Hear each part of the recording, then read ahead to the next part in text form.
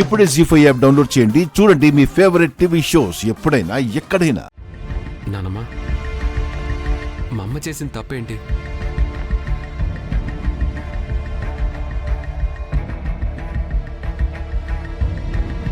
అత్త, మా అమ్మని ఎందుకు ద్వేషిస్తున్నావు?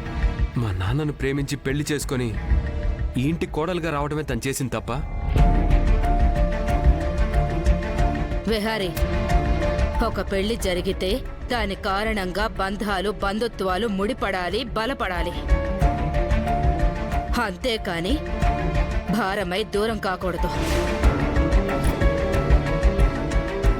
నీకు మా ద్వేషం కనిపిస్తుంది కానీ కారణం కనపడదు.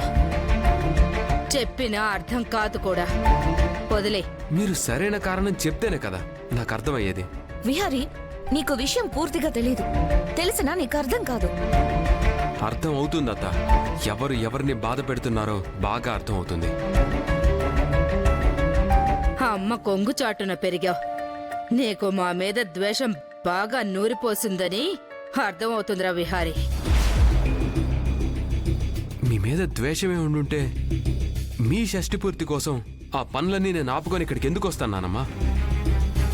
మీ మీద ప్రేమ ఉండబట్టే కదా. అది నిజమని మమ్మల్ని నమ్మమంటావా విహారీ?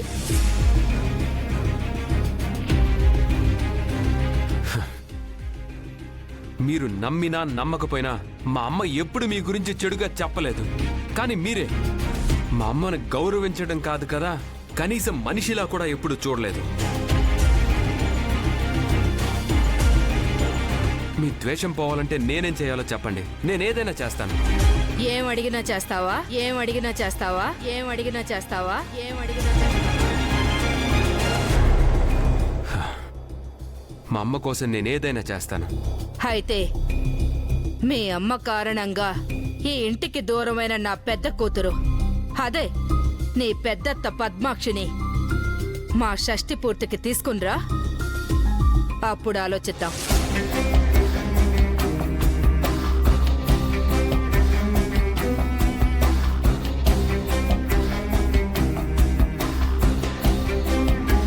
ఎరా, మాటలేవేంటి? ఏ నీ వల్ల కాదు కదూ?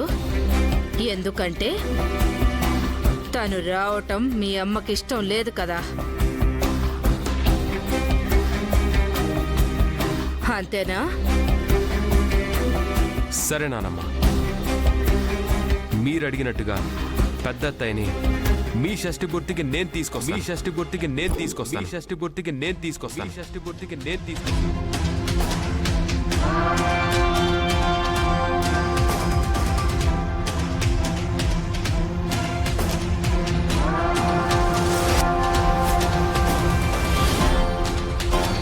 అప్పుడన్నా మా అమ్మని మీరు ఈ ఇంటి మనిషిగా చూస్తారా?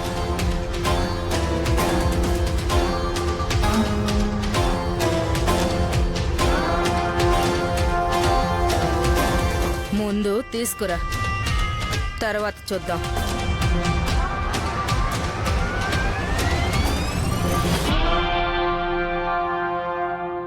జీ5 యాప్ డౌన్లోడ్ చేసి అన్ని ఎపిసోడ్స్ పూర్తి ఉచితంగా చూడండి.